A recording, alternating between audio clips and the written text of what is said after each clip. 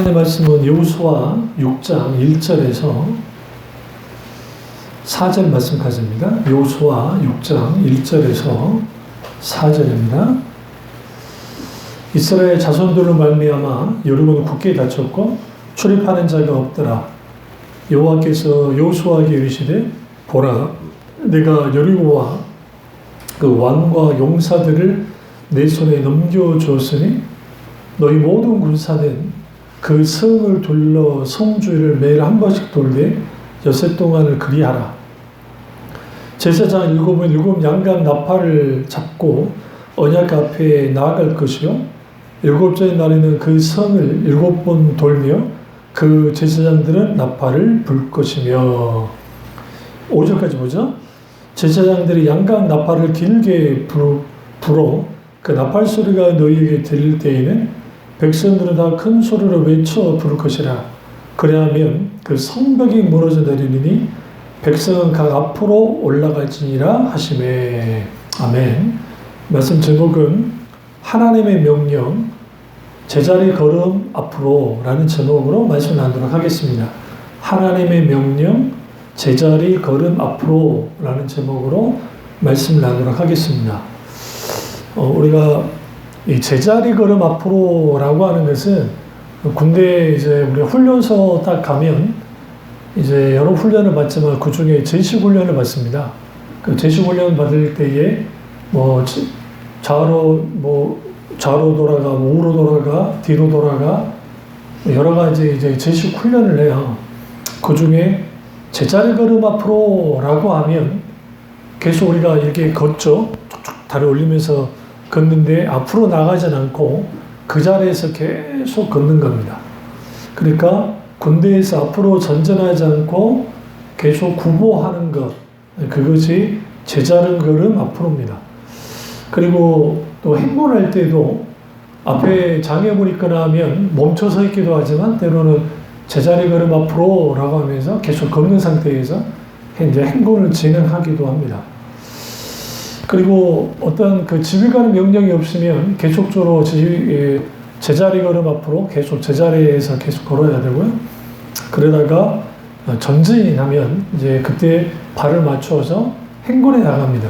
마찬가지로 오늘 본문에 있는 여리고성이 무너지는 이 사건도 제자리 걸음 앞으로와 똑같은 상황입니다. 어떤 면에서 그러냐면 그들이 침묵하면서 여리고성을 돌고 또 돌아야만 했습니다. 그리고 이 도는 이 과정이 하나님께서 그들에게 제자리 걸음 앞으로 하나님의 돌교 명령이 떨어지기 전까지 그 자리, 그 모습 그대로 서 있는 혹은 계속 그 자리에 있어야 되는 그러한 상황이 벌어지는 겁니다. 시편 25편을 한번 같이 보시죠. 이 말씀 딱 잡아놓고 시편 25편을 가보시면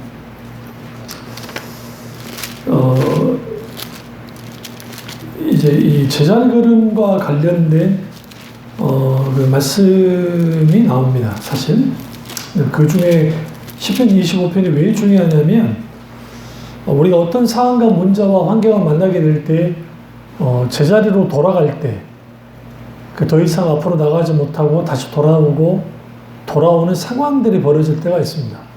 그것은 단순히 우리가 병에 걸려서 뿐만 아니라 다시 돌아와야 되고 다시 돌아와야 되는 그런 상황들이 인생에 이제 그렇게 벌어지죠. 그래서 다윗이 여호와여 1절에 나의 영혼이 주를 우러러 봅니다 라고 그가 고백합니다. 그래서 나의 하나님이여 내가 주께 의지하여 싸우니 나를 부끄럽지 않게 하시고 나의 원수들은 나를 이겨 개가를 부리지 못하게 해주십시오 라고 하는 거예요. 왜 다윗이 이렇게 고백했을까? 그가 주님을 의지하고 주님을 신뢰하지만 자주 넘어지고 자주 쓰러지고 자주 아파하고 계속적으로 제자리로 돌아온 같은 상황이 벌어질 때 그가 하나님을 향해서 내가 주님을 의지하고 있습니다. 그런데 나를 부끄럽지 않게 해주십시오. 원수가 나를 이겨서 승리의 개가를 부리지 못하게 해주십시오 라고 그가 이제 하나님께 기도합니다. 그러면서 이제 이런 속에서 다윗이 뭐라고 고백하냐면 4절에 여호와여 주의 도를 내게 보이시고 주의 길을 내게 가르치소서. 주의 진리로 나를 지도하시고 교훈하소서. 주는 내 구원의 하나님이시니 내가 종일 주를 뭐하나이다? 기다리나이다. 이게 중요합니다. 주님이 나를 지도해 주시고 그리고 주는 나의 구원의 하나님이시고 주님이 나를 가르쳐 주시고 주님의 도를 보여주십시오 라고 고백합니다. 다윗이. 그런데 문제는 뭐냐면 이런 하나님이 내 구원의 하나님을 내가 종일 기다리고 있습니다 라고 하는 거예요. 이 말은 무슨 말이냐면 즉각 주님이 찾아오셔서 말씀해 주는 게 아니에요. 홀로 있는, 고립되어져 버리는, 앞으로 가고는 싶은데 더 이상 가지 못하는, 제자리를 맴도는, 제자리에 계속 묶여있는 그런 상황에 있는 다윗. 그 다윗이 종일 내가 주님을 기다립니다. 입니다. 우리가 제자리 걸음을 할 때에 조심해야 될 게 있습니다. 뭘 조심해야 되냐면 크게 세 가지를 조심해야 돼요. 이것은 저를 향한 말씀이기도 하는데 첫째는 불안함입니다. 불안함. 계속 내가 여기에서 벗어나지 못할 것 같아 라고 하는 불안함. 이런 상황에서, 이런 문제에서, 이런 인간관계에서, 아니면 이러한 삶에서, 이러한 병상에서, 이러한 것에서 내가 벗어나지 못할 것 같아 라고 하는 불안함. 그 불안함은 왜 생기냐면 오늘 다윗이 주님을 찾았는데도 불구하고 주님이 즉각 찾아와 주지 않은 거예요. 내가 종일 기다리고 있습니다. 그 기다림으로 인한 불안함.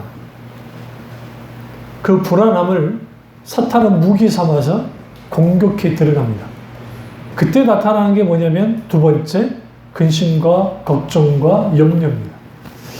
근심과 걱정과 염려를 통해서 염려라고 하는 단어가 늑대가 사람의 목을 혹은 짐승의 목을 꽉 물어뜯다라는 의미입니다. 증식시키듯이.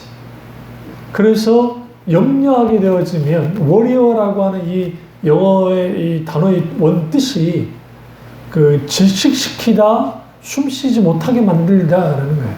숨쉬지 못하게 만드는 거예요. 다윗이 그런 상황이 있는 겁니다. 내 대적이 원수가 나를 이겨 개가를 보지 못하게 해주십시오. 이 말은 무슨 말이야? 원수가 나를 이길 상황이 되고 있는 거야 지금. 내가 무너지고 있고 넘어지고 있고 쓰러지고 있는데 도대체 하나님 뭐하고 계십니까? 그런데 그가 주님, 주의 도를 내게 보여주십시오. 주님이 구원의 하나님이지 않습니까? 내가 종일 주님을 기다립니다. 다윗이 이 정도 기도로 끝내느냐? 그렇지 않습니다. 6절에 보시면 여호와여 주의 긍휼하심과 인자하심이 영원부터 있사오니 주여 이것들을 기억하옵소서. 여기서 이것들을 기억하옵소서. 하나님의 긍휼하심과 인자하심, 그것들을 주님 기억해 주십시오. 내게 긍휼을 베풀어 주셔야 됩니다. 하나님의 인자하심을 베풀어 주십시오 라고 하는 강한 하나님에 대한 간구함이 있는 것을 보게 되었습니다. 여기서 우리가 주를 기다린다라고 하는 것, 주님을 기다릴 때 주님의 뜻이 잘 비춰지고 주님이 내게 모두 속 시원하게 보여주면 좋겠는데 그러지 않는 상태, 고립되어지고 더 이상 어떤 함몰 운동에 빠져서 호적되는 나, 그리고 그 호적될 때마다 빠져들어가는 나의 모든 것들, 더 깊은 수렁에 빠진 같은 상황이 벌어질 때, 그때에 주님이 우리에게 기꺼이 찾아오셔서 손을 내밀어서 건져주면 좋겠는데 그것이 내가 생각하는 것보다 늦어지기 시작할 때, 그때 내가 제자리 걸음을 하면서 계속적으로 불안해하고 염려하게 됩니다. 그것을 오늘 시편 기자인 다윗이 하고 있고 우리도 하게 됩니다. 그런 상황 속에서 그가 주님을 기다립니다. 주님을 바라봅니다. 내가 주님을 계속 찾는 거죠. 그러면서 12절에 25장 12절에 그가 이걸 선택하는 거죠. 여호와를 경외하는 자 누구냐? 그가 택한 길을 그에게 가르치시로다. 그의 영혼은 평안히 살고 그의 자손은 땅을 상속하리로다. 여호와의 친밀하심이 그를 경외하는 자들에게 있으며 그의 언약을 그들에게 보이시리로다. 경외함, 우리의 두려움과 염려, 불안, 이것을 깨뜨리는 것은 하나님을 향한 경외함을 회복하는 겁니다. 그런데 그 경외함이 회복되지 않는 것은 알 수 없는 이러한 문제들, 알 수 없는 상황들, 어려움들, 눌림들, 그것에 의해서 내가 이러지 못하고 저러지 못하는 상황 속에서 있을 때에 여기서 중요한 건 내가 두려움 속에 끌려갈 것인가 아니면 하나님을 향한 경외함을 가지고 주님을 신뢰함으로 기다릴 것인가를 결정해야 합니다. 이것을 오늘 시편 기자가 이 부분을 말하고 있고 그러면서 15절에 내 눈이 항상 여호와를 바라보면 내 발을 그물에서 벗어나게 하실 것입니다. 여전히 내가 그 그물에 지금 걸려있고 발버둥 칠수록 억지로 오는 그 그물, 그럼에도 불구하고 내 눈이 항상 여호와를 바라보고 있다. 왜? 왜 그래요? 내 발을 그물에서 벗어나게 하실 것입니까? 이게 오늘날 우리 이러한 상황이 되어지면 주님을 바라보는 것, 주님을 경외하는 것, 주님을 신뢰하는 것, 주님을 믿는 것이 쉽지 않아요. 심각한 도전을 받아요. 믿음의 도전을 받아요. 그 믿음의 도전을 받을 때 내가 현실을 바라볼 것인가, 사람을 의지할 것인가, 또 벌어지는 상황에 끌려갈 것인가, 아니면 주님을 신뢰하고 의지함으로 믿음으로 주도해 나갈 것인가. 그래서 우리가 선택하고 우리가 그것에 대하여 이제 뭐 해야 되느냐? 모험을 걸어야 돼. 믿음의 특징은 어드벤처, 모험적인 요소가 있다고 늘 제가 여러분에게 설교를 했습니다. 그래서 이 모험을 다른 말로 하면 도전해야 됩니다. 어떻게 도전하느냐? 상황에, 환경에, 내 질병에, 내 문제에 도전해야 돼요. 무엇을 통해서 여호와여 하나님께 나는 문제와 싸우지 않고 내 질병과 싸우지 않고 하나님 그분에게 부르짖으며 여호와여 그물에서 벗어나게 하옵소서. 여호와여 주님은 나를 구원하신 분이시니 내가 주님을 기다림이니이다. 내가 주님을 기다리고 또 기다리고 기다립니다. 그런데 문제가 있어요. 내가 그런데 그렇게 하는데도 불구하고 오늘 시편 기자가 다윗이 이렇게 말합니다. 17절 보세요. 내 마음에 근심이 많사오니 나를 고난에서 끌어내소서. 이게 우리 기도가 돼야 돼요. 많은 사람들이 내 마음에 근심이 있어. 그러니까 근심, 걱정, 염려하지 마.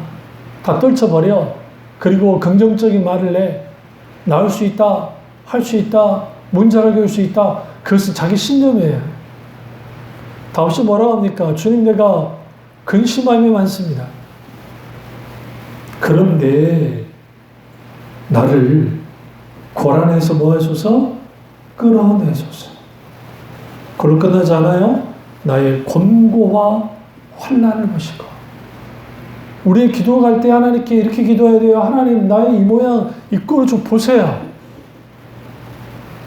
이 고통을 봐주십시오. 저 뭐하고 계십니까? 하나님? 도대체 뭘 원하십니까? 그러면서 다윗이 뭐라고 그러냐? 내 모든 죄를 사하소서라고 그가 고백합니다. 여기서 우리는 무엇을 알아야 되냐면 하나님께 대하여 내가 하나님의 은혜를 구하는데 왜 우리 은혜를 구할 수밖에 없는가? 시편 25편 16절 보세요.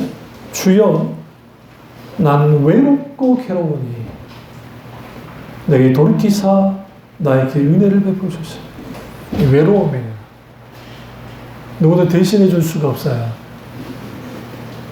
원수는 그것을 강력하게 이용을 해요.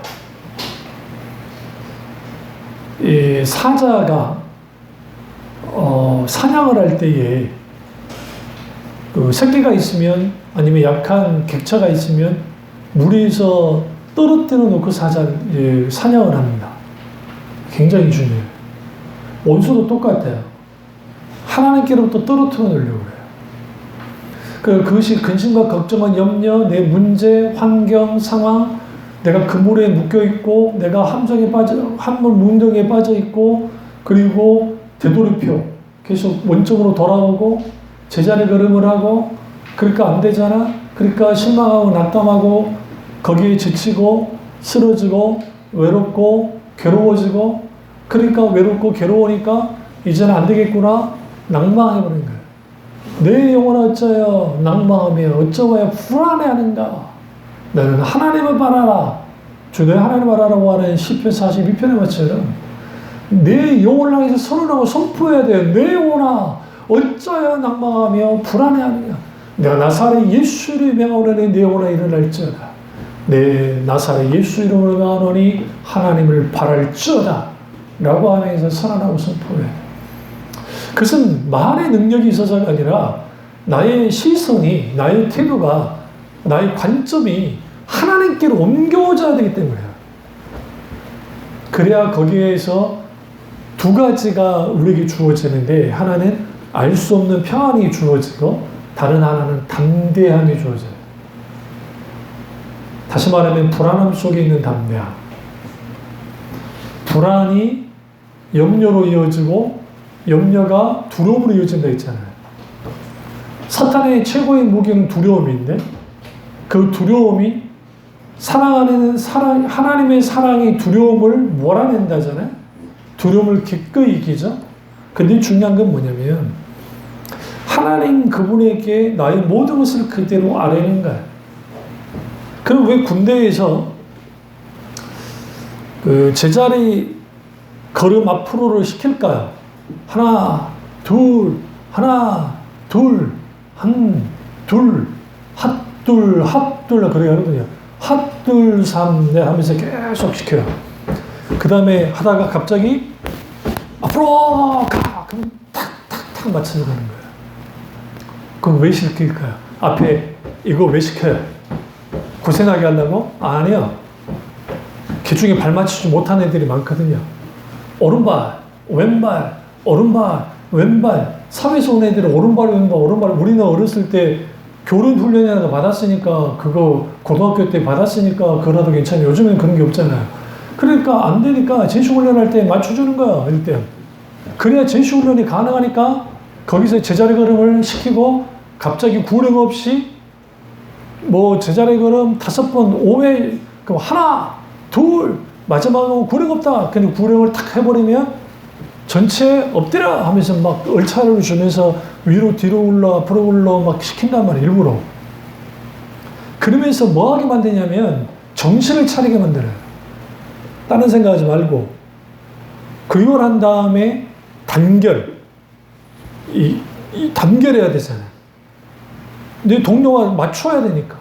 협동을 배우고 단결을 배우고, 그리고 일사불란하게 움직이기 시작하면 거기에서 이제 지휘관의 명령에 따라서 움직일 수 있는 군인으로 만들듯이 하나님이 우리에게 제자리 걸음 앞으로를 시켰어. 누구에게? 여호수아와 오늘 본문의 말씀에는 이스라엘 백성들에게. 이게 굉장히 중요해요. 하나님과 발맞추기를 배우는 거예요. 저도 좀 앞섰어요. 그러니까 패닉이 왔어요, 순간. 그리고 하나님께 회개했지. 또 사모한테도 미안하다 그랬고. 근데 그게 왜 그러냐면 우리의 생각과 우리의 그것을 예상치 못하는 일들이 벌어졌대. 근데 하나님은 계속 우리에게 제자리 걸음을 하라고 하는. 그 이유는 그렇게 제자리 걸음을 하면 군인들이 이제는 교관의 소리에 따라서, 명령에 따라서 귀를 쭉 끄고 좌로, 뒤로 돌아가, 좌로 돌아가, 우로 돌아가, 그리고 몇 번 돌아가 서 하면 탁탁탁 맞추면서 해요. 그거 못하면 또 거기서 얼차려 갖고. 요즘에는 덜 하죠. 우리 때는 굉장히 심하게 얼차려 줬어요. 원사폭격은 기본이고, 그러면서 거기에서 또 못하면 밖으로 나오게 해서 그러다 보면 군홧발로 차는 거예요. 그 앞에서, 보는 앞에서. 일부러 차요. 그렇다고 얼굴을 차지 않으면 죽으니까.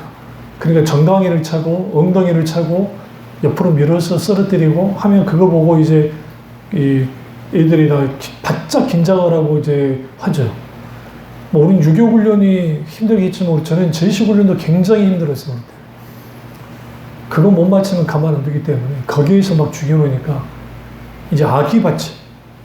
악을 갖게 깡을 세상말로 악으로 깡으로, 거기서 악으로 깡으로 배우게 만들어요. 놀라운 것은 그 악으로 깡으로 거기서 배우게 하니까 각기존토하거나 아주 힘든 뇌폐를 띄고 할 때에 그 악으로 깡으로가 연결이 돼요. 후에 알았어요. 그 다 끝나고 이등병 달았을 때 교관이 나와서 했던 말이 있어요. 제군들이 미워서 그런 게 아니었다. 속으로 우리는 저 새끼 사회생활을 죽인다고 생각하고 있었으니까. 저도 똑같이 그랬으니까. 근데 이게 자대 갔을 때 자네들한테 도움이 될 거다. 그렇게 하더라고요. 욕했지, 속으로. 뒤로 그 말을 할 수는 없고. 막상 가보니까 그게 도움이 됐어요. 그러니까 하나님이 왜 우리에게 제자리 걸음을 시킬까? 개고생이라고? 하나님이 시켰다기보다는 원수가 하는 거, 원수가. 또 하나님이 시키기도 해요, 광야에서. 허용하시기도 해요, 허용. 그때 하나님이 이걸 통해서 더 담대하고 더 강함으로 하나님이 잘 이후에 있는 것들을 잘 감당하게 하기 위해서 하나님이 하시는 경우가 많답니다. 또 하나는 이 모든 주권은 하나님이 갖고 있다는 거예요. 여호수아와 이스라엘 백성들은 하루에 한 번만 여리고성을 돌았어야 됐습니다. 그리고 누구도 말을 하면 안 됐습니다. 침묵명령. 이 상황이 여러분 뭐와 연결이 되냐면 홍해 앞에 있었던 이스라엘 백성과 연결이 됩니다. 우리는 그 사건과 이 사건이 별거 다른 사건이라 생각하는데 사실은 같은 사건이에요. 요단강을 건넌 것이 홍해 건넌 것과 같은 사건이긴 하지만 그 연장선상에 있어요.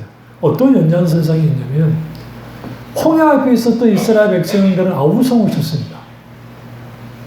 그리고 죽을 데가 없어서 여기서 죽겠느냐 하면서 모세와 아론을 대적하고 하나님을 대적했습니다. 그때 하나님 하셨던 게 잠잠히 있어라. 너희는 가만히 있어서 주님이 하신 것을 보라 라고 하면서 그들에게 침묵 명령을 딱 떨어뜨립니다. 침묵해라. 똑같은 침묵이 어디로 주어졌어요? 여리고성 앞에 여리고성을 전쟁을 앞두고 있는 이스라엘 백성들 향해서도 명령이 떨어졌단 말이에요. 아우성 치던 모세와 함께 아우성 치던 이스라엘 백성들은 잠잠해야만 했습니다. 그리고 밤새도록 동풍이 불었고 하나님의 바람이 불었고 그리고 홍해가 갈라지고 그 길을 건너게 됐단 말이에요. 이번에는 요단강을 건널 때가 하나님의 놀라운 기적의 역사 속에서 건넜죠. 법궤가 물이 마르기도 전에 건너라고 하셨고 믿음으로 순종해서 그들이 건넜습니다. 그리고 이제 여리고 평지에서 전쟁에서 싸워야 될 이스라엘 백성들이 할례를 행했습니다. 모든 남자들이. 전쟁을 할 수도 없는 상황이자 적군이 공격하면 큰일 날 텐데 그러나 그들은 믿음으로 순종했습니다. 그리고 난 다음에 여리고 평지에서 여호수아가 혼자 나오게 됩니다. 나와서 여리고성을 보는 거예요. 혼자 나왔다. 왜 나갔을까요? 이제 전략을 짜려고? 그것도 있었겠죠. 그러나 이제는 내일이면 전쟁을 해야 되니까 총사령관인 지도자인 여호수아가 보는 거예요. 사실상 모세가 없는 첫 번째 전쟁입니다. 그의 스승이자 아버지 같은 지도자였던 모세 없이 치러야 될 이 전쟁. 과연 이 전쟁에 내가 이길 수 있을까? 라고 하는 생각을 가지고 나왔을지도 모르는데 성경은 그가 왜 여리고 평지로 혼자 나갔다고는 말을 않고 있어요. 근데 거기서 누구를 만나느냐? 여호와의 군대 장관을 만납니다. 천사의 모습으로 사람의 모습으로 나타나셔서 주님이 그게 천사가 아니고 사실은 성육 시험하기 전에 성자 하나님이에요. 왜냐하면 그분이 육신의 몸을 입고 보여주셨기 때문에. 그래서 거기서 나타나셨는데 그때 주님이 요구했던 게 있어요. 내 신발을 벗어라. 그리고 너는 나에게 엎드려 경배하는 거야. 그가 신발을 벗고 엎드립니다. 이 일이 있기 전에 이 여호수아의 반응이에요. 그분이 하나님이신지를 모르고 너는 우리 편이냐 아니면 저들 편이냐 여리고 편이냐 했을 때 나는 누구 편도 아니라는 이 말씀이 굉장히 중요해요. 흔히 우리는 기도를 하나님은 내 편이신데 왜 나를 도와주지 않으세요? 하나님은 내 편이신데 왜 내게 역사해주지 않으세요? 하나님이 내게 물어요. 너 정말 내 편 맞니? 라고 물으세요. 하나님 신뢰하지 않고 사람 신뢰하면서 나는 하나님 편이에요 라고 하는 사람들이 많아요. 그럼 하나님 이렇게 말해요. 너는 내 편 아니잖아. 넌 사람 편이지. 하나님 의지하지 않고 물질을 의지하고 그러면서 하나님은 내 편이시잖아요. 넌 물질이 내 편이잖아.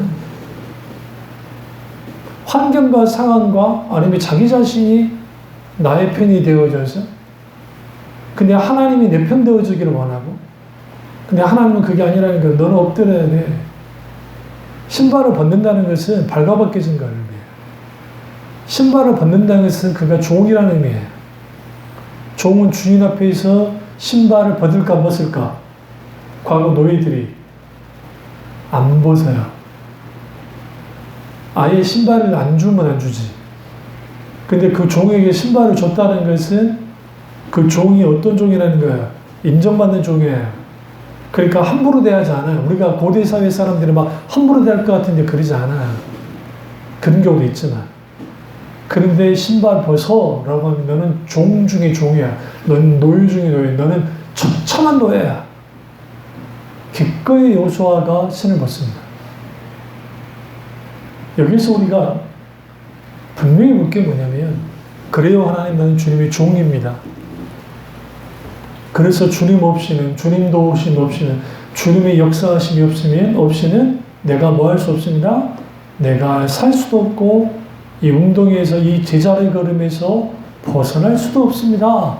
라고 하나님께 기도하고 나아가야 돼요. 그래서 가장 먼저 하나님이 하셨어요. 누구에게? 여호수아에게. 그럼 여기에서 하나님께서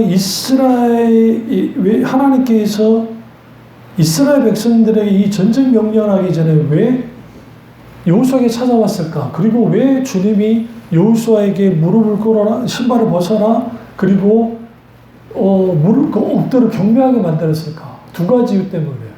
첫째, 이 전쟁 내 전쟁이야. 너희 병상생활 내 병상생활이야. 내게 떠넘겨, 내게 넘겨, 같이. 다시 말하면 전쟁은 여호와께 속한 것이니 여기서 말하는 전쟁은 우리가 생각하는 단순한 그런 전쟁만이 아니라 우리의 모든 것이 여호와께 속한 것이기 때문에 이게 여호와의 전쟁이 되게 만들어요. 하나님의 전쟁. 하나님이 그걸 요구하는 거예요. 누구에게? 여호수아에게. 너 전쟁 가지? 내가 너 도와주기를 원하지? 난 너를 도와주는 그런 존재로서 이 전쟁에 참전할 생각이 없어. 이 전쟁 내 전쟁이야. 내가 사령관이야. 내가 나가서 싸울 거야. 너 뒤따라와. 그래서 하나님이 제자리 걸음을 시킨 거야. 어디에서? 여리고성 앞에서. 야, 너희들 아무 말도 하지 마. 돌기만 해. 돌고. 돌아도 아무 일이 안 일어나. 바보짓이지. 돌아도. 왜 제자리 걸음을 시켜요? 이 전쟁? 내 전쟁이야. 네 전쟁 아니야. 근데 자동적으로 하나님의 전쟁이 된 겁니까? 아니요. 여호수아가 하나님 앞에서 신발을 벗었고 그가 주님 앞에 엎드렸기 때문이에요. 하나님이 두 가지를 요구를 해요. 그래서 너는 네 신발을 벗어야 돼. 내가 이곳에 임재할 거야. 너의 지금 가장 힘들고 어려운 그 자리에 내가 하나님으로서 왔어. 그리고 내가 임재해. 그러니 너는 신발을 벗어. 신발을 벗는다는 것은 회개하는 것이고, 하나님께 회개하고 돌이키고 하나님을 신뢰하지 않고 의지하지 않고 불안해하고 염려하고 했던 모든 것들을 하나님께 회개하면서 주님만이 나의 주인이시고 나의 왕이십니다. 인정하는 거예요. 그리고 두 번째는 뭐냐면 예배자로서 나가는 겁니다. 예배자. 잔인하게도 하나님이 어저께 내게 어떤 감동을 주셨냐면, 병원에 있는데 갑자기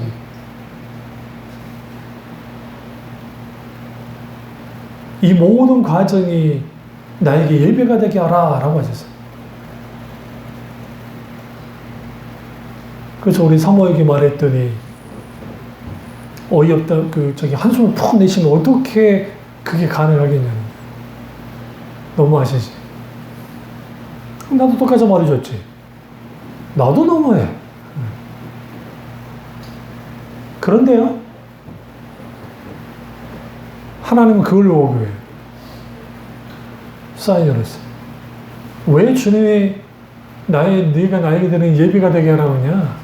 그를 통해서 하나님을 영광스럽게 하고, 이것을 통과해 나감을 통해서 후에 하나님이 헨리 나우인이 말했던 것처럼 상처받은 치유자가 되어져서 우리 사모가 또 다른 차원의 사역을 감당하며 나갈 수 있을 거예요. 누구도 감당하지 않았던 것들을 다 한 번에 바꿨기 때문에. 그걸 통해서 하나님이 여호수아에게 너는 한 번씩 돌아 마지막 7번째 날에는 제사장들이 나팔을 불 거야. 7부동을 나팔을 불어. 그리고 너희는 함성을 지르라. 저는 그 함성이 뭔지를 몰랐어요, 솔직히. 악을 질렀을까? 하고 했을까? 많은 목사님들이 이걸 승리의 함성이라고 해요. 승리의 함성. 침묵과 함성이 극명하게 대립되잖아요. 그들의 함성은 하나님을 향했다고 생각합니다. 여리고성을 향했다고 생각지 않습니다. 많은 목사님들이 그렇게 하거든요. 여리고성을 향해서 함성을 질렀다는 거예요. 그러니까 이제 좀 과학적인 머리가 있는 분들은 이 소리 데시벨, 그래서 그걸 통해서 약 200만 명이 한꺼번에 소리를 지르면 그게 무너지지 않을까? 예전에 우리 월드컵 할 때 어떤 과학자가 뭐냐면 전 세계 막 월드컵 할 때 지구의 진동을 계산해 본 사람이 있어요. 한꺼번에 동시에, 그러니까 이걸 어떤 가정이냐면 모두가 TV를 시청을 하고 결승전을 보고, 그리고 거기서 다 팬이야. 다 반만 나눠져가지고 한꺼번에 뛰면 무슨 일이 벌어질까? 지구가 과연 될까? 미세한 지진이 날 거다 하면서 이제 재밌게 말하는 짓뿐이에요. 근데 하나님이 이렇게 말하는 거야. 내가 함성을 질러, 여리고성을 향해 함성을 질러라는 게 아니에요. 하나님께 대하여 승리의 함성을 질러야 돼. 하나님만이 나를 승리케 하십니다. 하나님이 나의 승리자가 되십니다. 하나님, 나는 승리했습니다. 단순히 말의 능력을 믿는 적극적 사고방식의 그들의 그게 아니라, 함성을 짓는다는 것은 샤우트한다는 것은 성경에는 하나님을 향한 찬양이에요. 샤우트! 그들이 하나님에 대하여 찬양했다고요. 소리 높여서 소리를 지르며. 그러자 뭐가 무너집니까? 여리고성이 무너졌어요. 오늘 이게 우리의 제자리 걸음 앞으로의 기간이 불안함과 염려와 근심과 걱정과 두려움으로 보낼 것인가? 아니면 하나님 그분을 전적으로 신뢰하고 그분을 바라보고 믿음을 앞세워서 나아갈 것인가 하는 우리의 몫이에요. 내 몫인데 내가 감당하지 못할 것 같으면 오늘 아까 시편 25편에 제가 말씀드렸던 것처럼 하나님 나의 이 아픔을 나의 이 그물이 내가 거기에 걸려 있는데 주여 그 그물에서 벗어나게 해주십시오. 내가 외롭고 내가 고통 가운데 있는 거 모르십니까? 속히 나를 건져내 주십시오. 내가 잠잠히 주를 기다리나이다. 뭐 하면서? 제자리 걸음하면서 가만히 있지 말고 군인들이 그 훈련을 시킴을 통해서 일사불란하게 움직이도록 만들고, 그래서 재밌는 게 1주차, 2주차, 3주차 뒤로 넘어가면 이제 제식훈련이 덜해지고 다른 훈련들이 막 생기고 마지막 이제 화성방 사격, 화성방 각기전투, 그 다음에 헬기 레펠 그런 거 다 한 다음에 마지막 요즘에 코로나19 때는 안 했지만 제식을 부모들 보면 앞에서 보인단 말이에요. 그럼 이제 그때 다시 또 훈련을 시켜요. 왜? OIR 틀리고 하면 그 사단 개철폐하잖아. 놀라운 거 뭔지 아세요? 그 훈련 이제 별로 하지 않았는데도 이제 이등병 달기 직전에 그걸 시키면 놀랍게도 OIR을 맞추면서 움직입니다. 놀랍게. 경리도 못했던 애들이 대장님께라요 경례 충성. 그럼 우리는 그 훈련이 별거 아닐 거라 생각하자.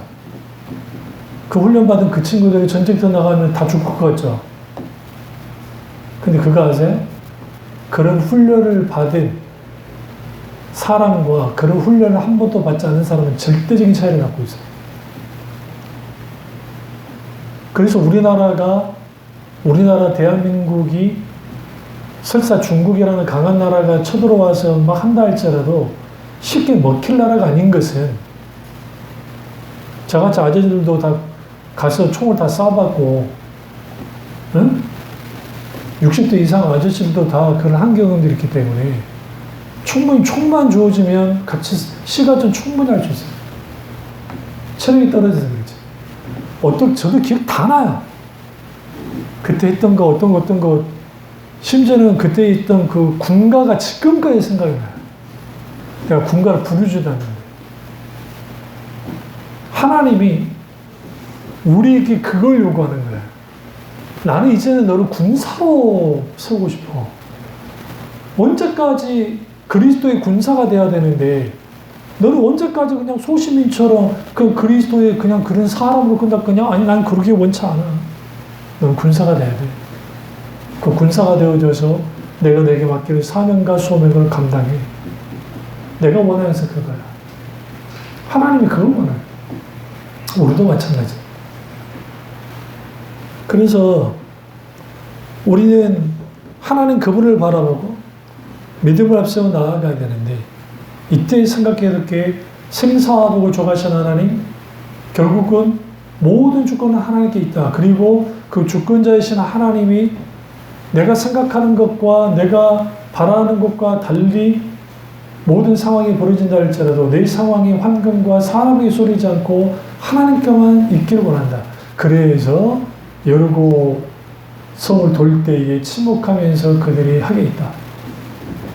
저는 그렇게 생각했어요. 그럼 그들이 돌 때 뭘 보고 돌았을까요? 그들의 시선은 어디를 두고 돌았을 거라 생각하십니까?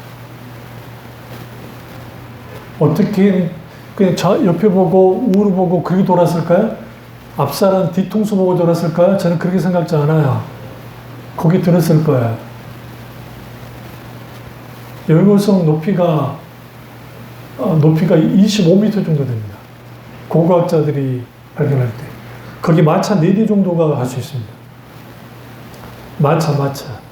그럼 고대로부터 거대한 성들이 있었어요, 여러분. 사실 이스라엘의 수도는 여리고가 돼야 돼요. 예루살렘은 쓸데기 없어요, 어떤 면에서는. 그런데 예루살렘에 둔 이유는 여러 가지 이유가 있으니까 그런 후에 제가 설교하기로 하고. 그럼 그들이 할 때 그냥 앞사람 뒤통수만 보면서 리본요아에서 눈을 들어서 주님 보면서 가는 거예요. 제일 앞에 누가 있어요? 여호수아가 있죠. 이 말씀 하나 더 나눠가겠습니다. 나아만입니다. 나아만. 아람 나라 군대 장관 나아만.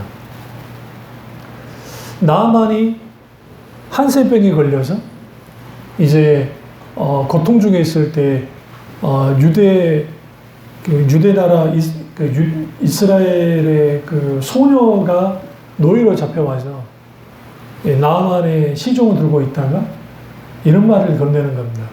주인님, 이스라엘에는 하나님의 선지자가 있는데 그 선지자에게 가면은 병이 치유받을 수 있습니다. 라는 말을 들었어요. 그 선지자는 엘리사입니다. 엘리사. 그 말을 듣고 갖가지 보화와 그것을 짐을 싸들고 이스라엘 수도 이스라엘로 오는 거예요. 그리고 전령을 먼저 보냈습니다. 니네 나라에 대단한 선지자가 있다는데 그 선지자로 하여금 나로 낫게 하라 라고 하는 그 문서가 왔어요. 그러니까 이스라엘 왕이 무슨 일이 벌어졌느냐, 이건 전쟁 선포로 간주 있어요. 왜 그랬느냐, 우리가 무슨 수로, 그때 성경에 보시면 그가 크게 놀라고 그를 찢으면서 무슨 수로 그 병을 고치게 하겠는가. 그럼 왜 아람 나라 나아만을 두루했는가? 그 시대에 아람 나라가 북쪽 지역의 최강자예요. 강력한 나라예요. 충분히 이스라엘 전체를 쓸어버릴 수 있는 군사를 갖고 있는 군대 장관이 온다니까. 다시 말하면 2인자가 온다는데 이 일이 벌어져 버린다. 그 소문이 누구에게 들렸느냐? 엘리사에게 들린 거예요. 엘리사가 급히 사람을 보내서 내게 오라 하십시오. 성경은 재밌게도 엘리야를 향해서도 엘리사를 향해서도 왕이 심지어는 아버지라고 해요. 엘리사를 향해서. 이 아버지는 진짜 아버지라는 말이 아니라 굉장히 존중한다는 의미에서 그게 가능하겠습니까? 오게 해라. 왔어요? 나아만이? 그러니까 엘리사에게 가라 그래요. 여기서 문제가 생겼어요. 감히 선지자 따위가 내가 왔는데 오라 가라 해? 그것까지는 꾹 참고 갑니다. 왔어요. 딱 오니까 이제 소식이 전령이 먼저 왔잖아요. 그러니까 이제 게하시가 엘리사의 그 제자인데, 스승님, 나아만이 왔답니다. 이제 같이 가셔서 맞이하시죠. 라고 하니까 엘리사가 뭐라고 합니까? 나 안 가. 내가 왜 가? 야, 나아만한테 요단강에서 7번 몸을 씻으라 그래. 그러면 나을 거야. 게하시가 가서 그 말을 전합니다. 성경은 나아만이 나아만 장군 뭐랍니까? 나를 개로 하는가 했어요. 나를 개 취급하는가? 이 말을 듣고 주위 모든 사람들이 떨었어요. 왜냐하면 이건 전쟁이에요. 다 죽여버리겠다는 거예요. 그때 성경이 놀랍게도 그 요종을 데려왔거든요. 그 요종이 하나님이 그렇게 지혜 주셨겠죠. 대놓고 이 말을 해요.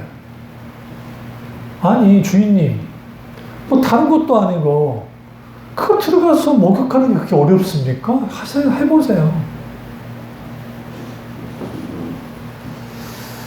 이전에 나아만이 그거죠. 요단강은 맑은 한강 같은 맑은 강이 아닙니다. 여러분, 우리나라 한강 원래 물 색깔 저거 아닙니다. 흑색깔입니다. 위에다 감개수로 다 작은 밴드를 짓고 해가지고 다 했기 때문에 지금 물이 저렇게 맑은 거예요. 원래 저런 게 아니고 우리 저기 그 물이 저기 탁한 물이에요. 한강이 원래. 그거 다 저기 산업화 되면서 만들어서 그러는 거예요. 거기에 어마어마한 예쁜 강이 있거든요. 아람 나라에. 맑은 강이. 내가 거기서 가도 시처럼 안 시접하는데 시접하느냐 막 이제 분노하는 것이죠. 여기에서 나아만이 뭘 해야 되느냐? 제자리 걸음을 했어야 됐습니다. 하나님이 우리에게 제자리 걸음 앞으로를 시킵니다. 너는 묵묵히 해야 돼. 나만 신뢰하고. 한 번 시켰어요? 나오니까 그대로요. 두 번 시켰어요? 나오니까 그대로요. 세 번 시켰어요? 나오니까 그대로. 성질 날만 하잖아요. 내가 개도 아니고. 내가 지금 일국의 군대 장관인데 내가 뭐 하는 거지? 나를 이렇게 만신창이처럼 정말 말도 안 되게 취급하는 것인가? 그 생각 들을 만한데 어쨌든 성질을 죽이고 그 유대 종 여자의 말을 듣고 갔다가요. 6번까지 했는데도 안 나요. 그리고 7번 들어갔을 때 성경에 어떻게 말합니까? 그의 살이 어린아이 살같이 되었다. 그리고 나아만이 나왔죠. 그 여종은 어떻게 됐을까요? 성경 기록하지 않고 있지만 제 생각에는 노예에서 풀려났을 겁니다. 자연인이 되게 만들어줬을 겁니다. 금은보화를 주셨을 겁니다. 그때 나아만이 했던 고백, 다 스토리 다 끝나고 나가기가 그러니까 그가 돌아가면서 엘리사에게 했던 고백이 있습니다. 저는 그 고백이 너무 위대했어요. 엘리사야, 제가 돌아가는데 우리 왕이 믿는 신이 있습니다. 근데 내가 어쩔 수 없이 그 신에게 절을도 할 겁니다.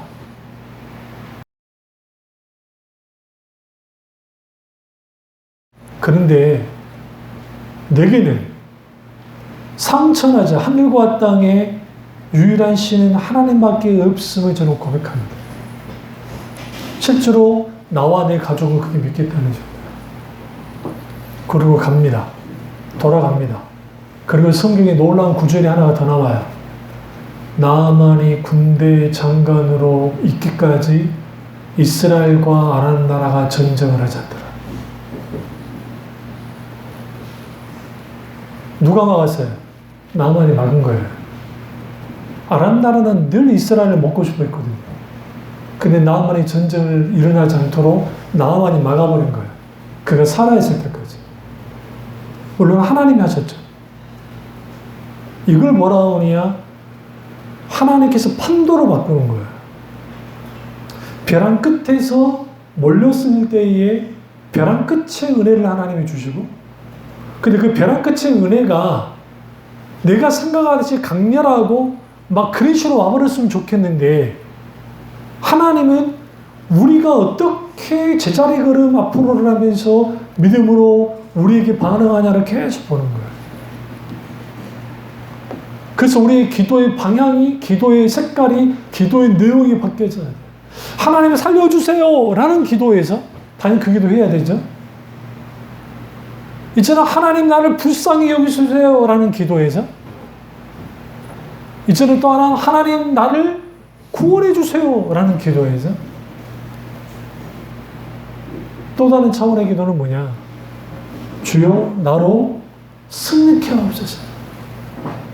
하나님의 영광이 되게 하옵소서. 승리의 함성을 지르게 해주세요. 누구처럼?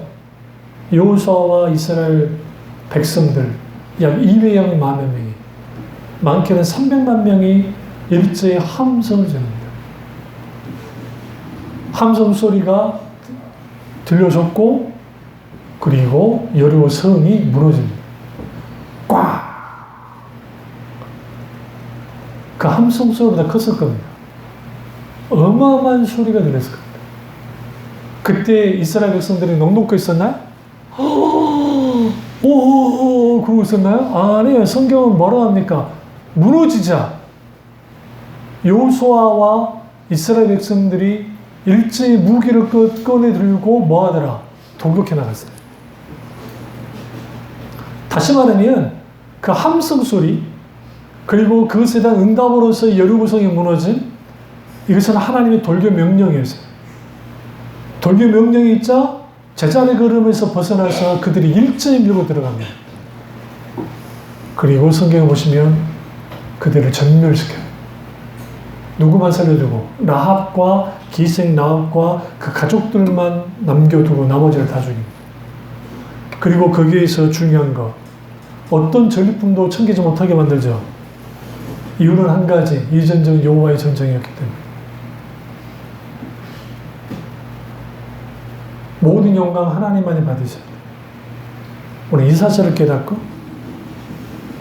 하나님의 명령, 제자리 걸음 앞으로 왜 하나님은 그것을 우리에게 명령하시는가?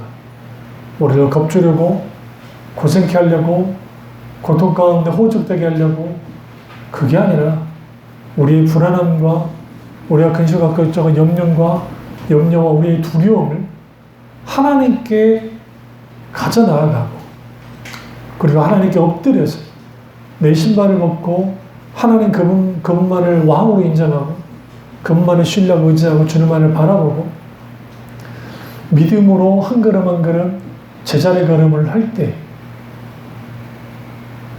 승리의 함성 소리와 함께 여리고가 무너질 때 이 모든 것은 하나님 하셨다고 하는 그런 놀라운 고백과 하나님께 영광 드림이 저와 여러분과 우리 사모에게 있기를 주님으로 축원합니다.